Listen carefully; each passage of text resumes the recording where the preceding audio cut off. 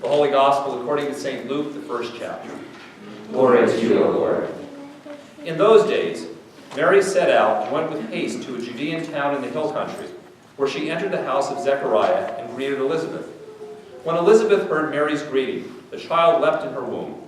And Elizabeth was filled with the Holy Spirit and exclaimed with a loud cry, "Blessed are you among women, and blessed is the fruit of your womb.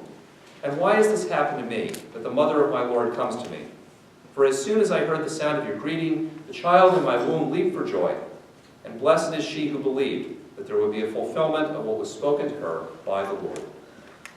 The Gospel of the Lord. So hurry up. You only got one shopping day left until Christmas. If you have not heard those words, you have probably thought those words.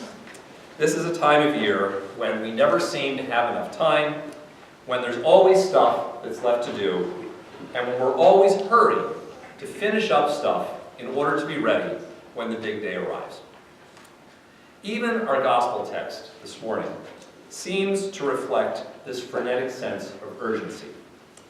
Mary set out and went with haste to a Judean town in the hill country. It seems that even Mary's Christmas preparation involved visiting relatives and being in a hurry to get there.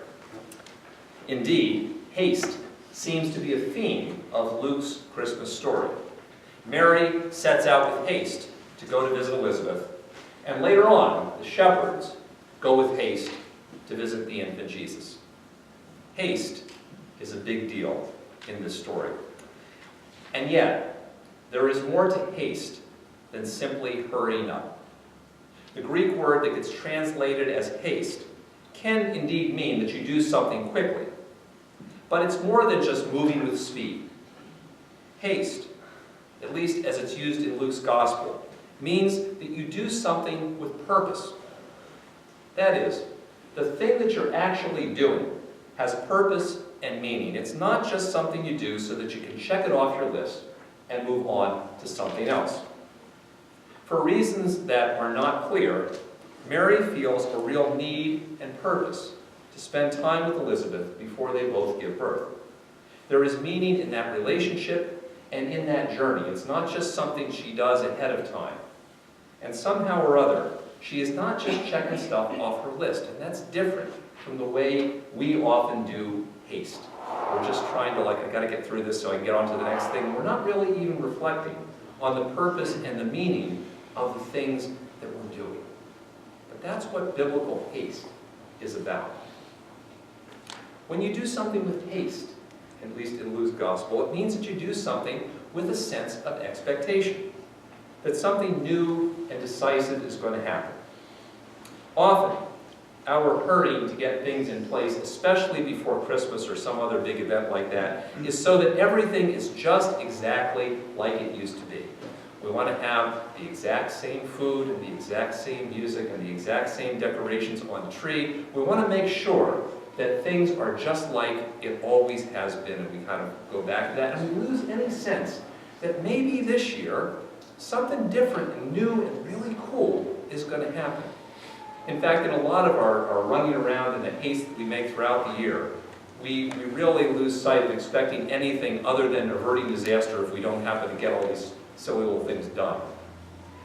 But when Luke uses the word haste, he's talking about people who have an actual expectation that God's about to do something new in their lives. And that's why Mary and the shepherds go with haste, because they expect that God is doing something. They expect something new to happen.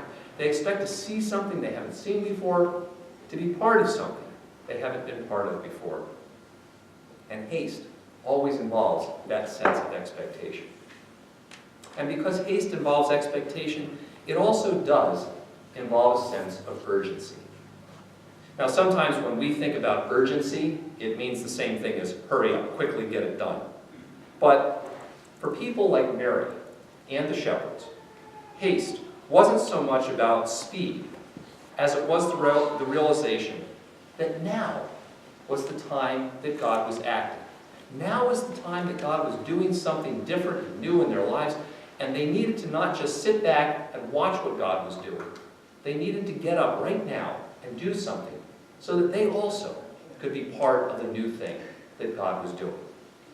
That sense of haste was about participation and living into the new thing that God was doing in their lives. And so as much as we read this story and we listen to Haste and we think it sounds just like our really, kind of hurry, hurry, hurry, Christmas is almost here, sometimes I think this is good for us because as we get ready for our Christmas celebrations, we end up hurrying just from one thing to the next without really reflecting exactly on what it is we're doing and why, and seeing that maybe God could be doing something new and different, even in the midst of that hurry. And when Christmas Day is here and finally over, most of us were just like looking for a nap and being glad that all the hurrying and running around is finally over. But soon, there will be other times that we have to hurry up and get ready. There will be more deadlines to meet. And as soon as we hit the new year, for most of us anyway, the frenetic pace of rushing around is going to resume. So on this last day before Christmas, our gospel reminds us that haste is not just about rushing around and being in a hurry, even and especially if we feel like God is calling us to do something in haste. Instead, even in those moments in our lives where we feel we need to make haste, God calls us, like Mary and the shepherds, not simply to hurry up. Instead, God calls us, even in the midst of our hurrying, to reflect on the purpose and the meaning of the activities in which we're involved in, even if at the moment they seem like the next to the last thing we have to get done. God calls us, even in the swirl of activity, to expect God to be doing something new and life-changing, even in the midst of things that just seem routine. And God calls us, even when we're focused on speed, to invest ourselves in the moment, so that like Mary and the shepherds, we don't miss out on being part of the new and life-changing things that God is doing in our lives and in the life of the